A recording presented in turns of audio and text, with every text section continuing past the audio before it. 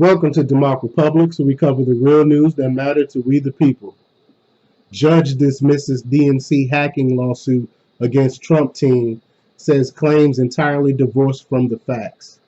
Fox News reports that a federal judge in frank terms Tuesday dismissed a lawsuit by the Democratic National Committee against key members of the Trump campaign and WikiLeaks over hacked DNC documents, saying they did not participate in any wrongdoing in obtaining the materials in the first place, and therefore bore no legal liability for disseminating the information.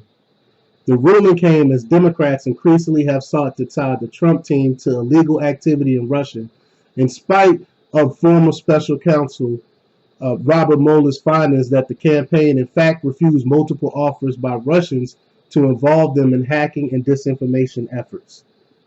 The DNC asserted in court filings that the Trump team's meeting with persons connected to the Russian government during the time that the Russian GRU agents were stealing the DNC's information were circumstantial evidence that they were conspiring with the Russians to steal and disseminate the DNC's materials. The suit did not allege that the stolen material were false or defamatory, but rather sought to hold the Trump team and other defendants liable for the theft of the DNC's information under various Virginia and federal statutes, including the Computer Fraud and Abuse Act, Racketeer Influence and Corrupt Organization, that's the RICO Act, Wire Act, Stored Communications Act, Digital Millennium Copyright Act, and laws protecting trade secrets.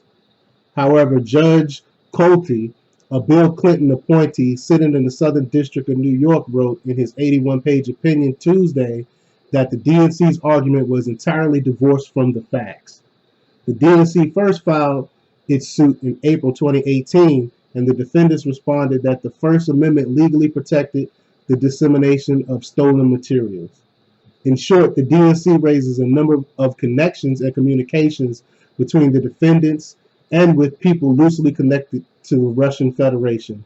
But at no point does the DNC allege any facts to show that any of the defendants other than the Russian Federation participated in the theft of the DNC's information, Comey wrote. Nor does the DNC allege that the defendants ever agreed to help the Russian Federation steal the DNC's stolen documents, he added. The DNC claimed the defendants illegally compromised their trade secrets contained in some of the stolen documents, including the donor lists and strategies, but the judge said any such claim to trade secrecy was lost when the documents became public in the first place, and in any event, the newsworthiness of the matter trumped the trade secrecy issue. Quote, if WikiLeaks could be held liable for publishing documents concerning the DNC's political, financial, and voter engagement strategies, simply because the DNC labels them secret and trade secrets, then so could any newspaper or other media outlet, the judge wrote. That, he said, would alleviate a privacy interest impermissibly over the First Amendment rights of the people and the media outlets to disseminate matters of the highest public concern. Comey went on to describe multiple hacking efforts directed by Russians at the DNC, in which Russians hacked into the DNC computers, penetrated its phone systems, and stole tens of thousands of documents. But even if the Russians had provided the hacked documents to the Trump team directly, the judge wrote, it would not be criminal for the campaign to then publish those documents as long as they did not contribute to the hacking itself. Similarly, the judge said, it is not criminal to merely solicit or welcome stolen documents.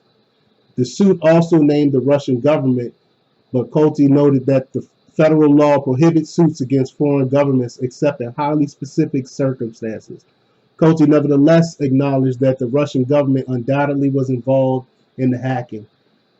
Comey denied the Trump team's motion for sanctions, but dismissed the suit with prejudice, meaning it is substantive legal defect and could not be refiled. An appeal remained possible. So I'm gonna go back to where he says that the Russian government undoubtedly was involved in the hacking. We how is it undoubtedly? We still not sure Russia were the ones behind the hacking. In fact, I keep mentioning time and time again, the evidence suggests that it was an inside job.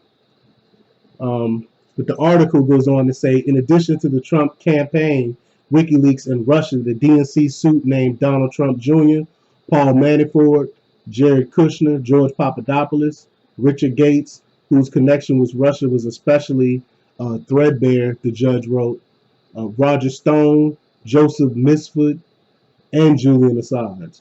The DNC in its complaint mentioned, among other contacts, Papadopoulos' meeting with Misford in Italy in March 2016, as well as the claim that Misford told Papadopoulos on April 26, 2016, that the Russians had dirt on Hillary Clinton in the form of thousands of emails. The FBI probe into the Trump team came after the Bureau learned Papadopoulos then allegedly told an Australian diplomat about his contacts with the Russians, and I wrote extensively about that whole situation.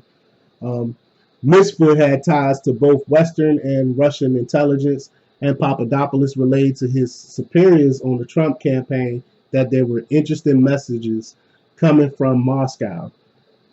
There has been no evidence Papadopoulos told the Trump team specifically about his stolen emails. The DNC also focused on statements from Stone that may have suggested he had advance warning of pending email hacks or dissemination, as well as Trump Jr.'s statements that he would love to receive potentially damaging information on Clinton.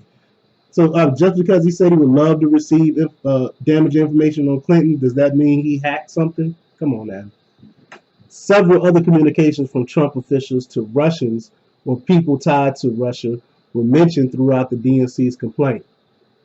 None of these alleged episodes, the judge ruled, established any criminal conspiracy. Republicans, meanwhile, have focused increasingly on the DNC's own apparent role in the origins of the FBI probe into the Trump campaign, which begins in the summer of 2016 after British ex-spy Christopher Steele, a longtime FBI informant funded by the DNC and Hillary Clinton campaign, began work on his now discredited dossier. And we knew from the beginning, we talked about this from the beginning, that the whole dossier was fake. The dossier was using secret surveillance warrants to monitor members of the Trump team, and later fueled media reports that kept the investigation going despite many apparent problems with the reliability. Multiple DOJ reviews into the dossier use and related matters were ongoing. The chances of the FBI securing the secret 2016 surveillance warrant for Trump campaign aid were 50-50 without the controversial anti-Trump dossier, according to testimony recently confirmed congressional transcripts from senior FBI lawyer Sally Moyer to House investigators. And Papadopoulos on Sunday told Fox News he was heading back to Greece to retrieve the $10,000 that he suspected was dropped in his lap during the campaign as part of an entrapment scheme by the CIA or FBI. Federal investigators want to see the marked bills, which he said were stored in the safe. Yeah, he was in Greece, and some business gentleman offered him some business deal or something. And he thought that $10,000 in cash was kind of strange, so he locked it away in the safe. And when he went over to, came back to the States, the FBI came and they arrested him. And he believed that, and many others believe that they set the whole thing up to try to catch him bringing $10,000 into the United States. But I can't wait to see what the outcome of these marked bills would be.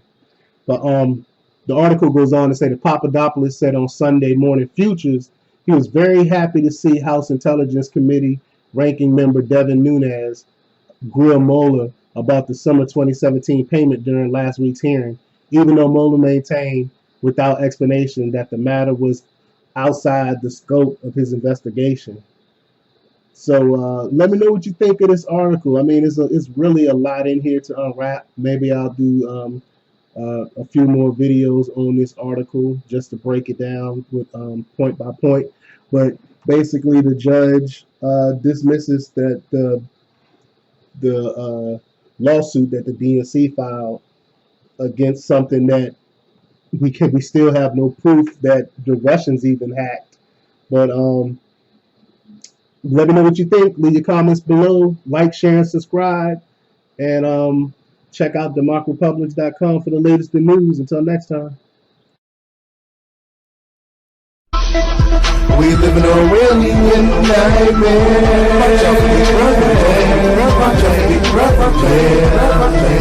We live in a really nightmare.